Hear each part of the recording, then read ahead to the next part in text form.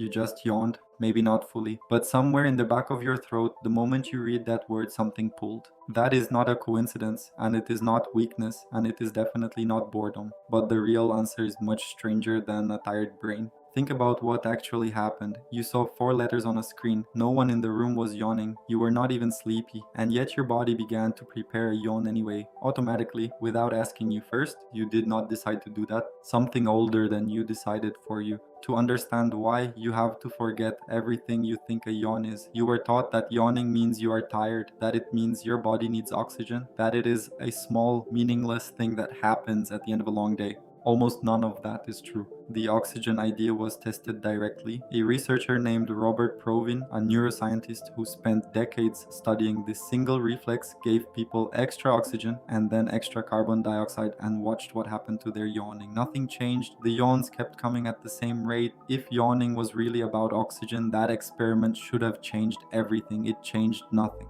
So if a yawn is not a gulp of air, what is it? Here is where it gets strange. Your yawn is not really about you at all. It is about everyone around you. Provin noticed something that sounds almost too simple to be science. People do not just yawn, people catch yawns. You see one, and seconds later your own jaw is dropping open, helpless, pulled along by a body in a different chair across the room. He called it contagious yawning, and once you start looking for it, you see it everywhere. In his studies, roughly half of the people who watched others yawn began yawning themselves, just watching. They did not have to be tired, they did not have to be in the same situation. They only had to see it or read about it, or sometimes only think about it. You are proving it right now. But why would a body be built like this? Why would evolution wire your jaw to a stranger's face? To answer that, you have to go back. Far back, long before chairs and screens and the word boredom. Back to a small band of early humans sleeping together on the open ground, under a sky with no walls and no doors.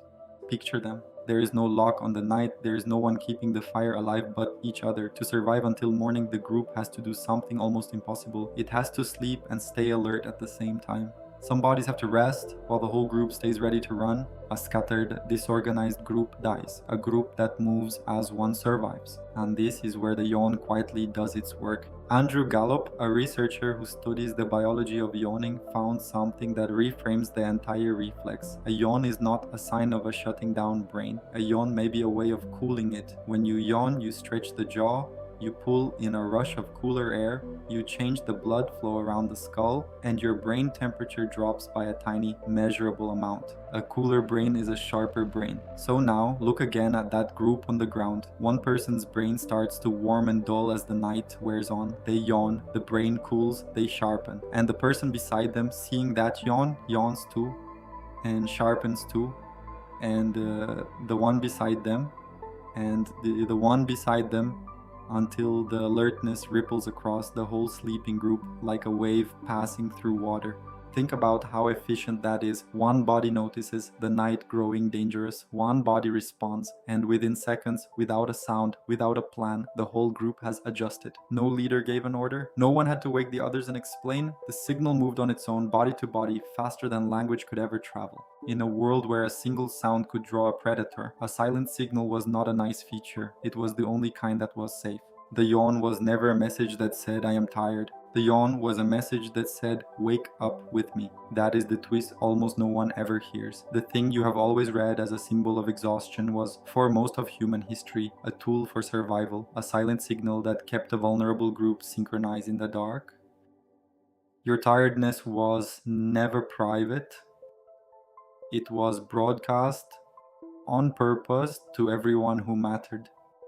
But there is a second layer underneath this one, and it is even harder to shake. Why does it spread to some people and not others? A psychologist named Stephen Platek looked closely at who catches yawns and who does not. And what he found was not about how tired you are, it was about how connected you are. The people most likely to catch a yawn were the people who scored highest on measures of empathy, the ones who could feel their way into another person's mind, the ones who, when someone else hurt, felt an echo of it themselves. Read that again. Catching a yawn is a measure of how deeply you feel other people. It gets more specific. Studies have found that you are far more likely to catch a yawn from someone you love than from a stranger. Family first, then friends, then acquaintances, then strangers, weakest of all.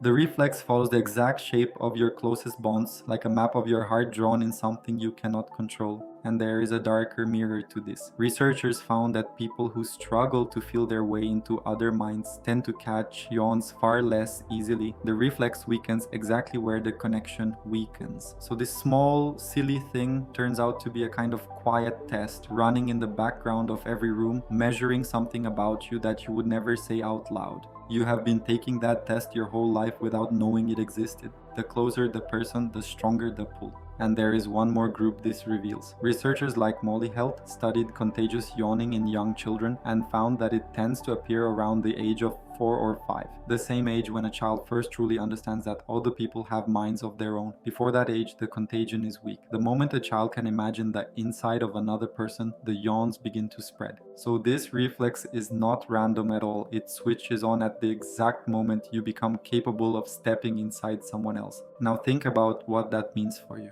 Every time you have caught a yawn across a room, your body was doing something quietly profound. It was confirming without your permission that you are tuned to the people around you, that some ancient part of you is still scanning faces, still sinking, still trying to move as one with your group and do what you thought you were just tired. You were actually connected. And here is something that should not work but does. You do not even need a real person in the room. You can catch a yawn from a video, from a photograph, from a drawing of a face with its mouth open, from a single word printed on a screen. Your brain does not check whether the other person is truly there. It only checks for the shape of another human, and the moment it finds one, the old machinery starts to turn. Think about how strange that is. A reflex built for a circle of bodies you could touch now reaches through glass, through cameras, through time itself. The person who made you yawn might be a stranger on the other side of the planet. They might have yawned years ago. They might not even know you exist. And still, across all of that distance, your jaw answers theirs. That is the part that stays with you, because what it really means is that the wiring for connection does not care about the walls we have built. It does not care that you are alone in a room looking at a screen, far from everyone you love. The reflex still fires, it still reaches out, it is still trying, in the only language it knows, to keep you tied to the rest of us. You are more connected than the modern world ever lets you feel. And it does not even stop at our own species. There is research suggesting that dogs can catch yawns from humans, especially from the humans they are bonded to. A reflex this old, this deep, that one animal can pass it to another across the line between species. The dog at your feet may have caught your yawn the same way you caught the one in this script. That is how far back this goes. So let us come all the way forward again. To you, to your chair, to the screen in your hands, and the ordinary modern night around you. You are not sleeping on open ground anymore. There is a lock on your door. There is no group depending on your brain staying sharp until dawn. The danger the yawn was built for is gone. But the wiring stayed. It stayed because evolution does not delete a tool just because the world changed. So now, in a world of walls and alarms and separate beds, you still carry a reflex designed for a circle of bodies under an open sky. You still cool your brain with a stretch of the jaw. You still helplessly sync with the faces around you. You still send the old signal, wake up with me, into rooms full of people who will never know they received it. Look at where it shows up now. A long meeting and one person yawns and it travels down the table like a falling line of dominoes. A quiet classroom and a single yawn empties half the room of its attention. A late drive and your passenger yawns and suddenly you are fighting your own. You always blame the room for being boring, but the room was never the cause. The cause was the person next to you and the invisible thread that still ties your nervous systems together. The setting changed completely. The wiring did not change at all. You never noticed any of this. You never noticed that the yawn in a meeting is a thread connecting you to everyone who catches it. You never noticed that the people you yawn with are quietly the people you are closest to. You never noticed that one of the most boring things your body does is actually one of the most social. It was hiding in plain sight dozens of times a day, your whole life. And here is the last strange piece. You cannot fake it well and you cannot fully stop it. Try to hold back a contagious yawn and you feel it fighting you, building in your jaw, leaking out at the edges. That is how you know it is not really under your control. It belongs to the older system, the one that kept your ancestors alive while they slept. So the next time it happens, do not apologize for it. The next time someone across the room yawns and you feel that familiar pull rising in your own throat, you will know exactly what it is. Not tiredness, not boredom, a signal 200,000 years old passing from one human to another the way it always has, keeping you tied to the people around you without a single word. You just yawned. And now you know it was never really about you. It was about all of us awake together in the dark.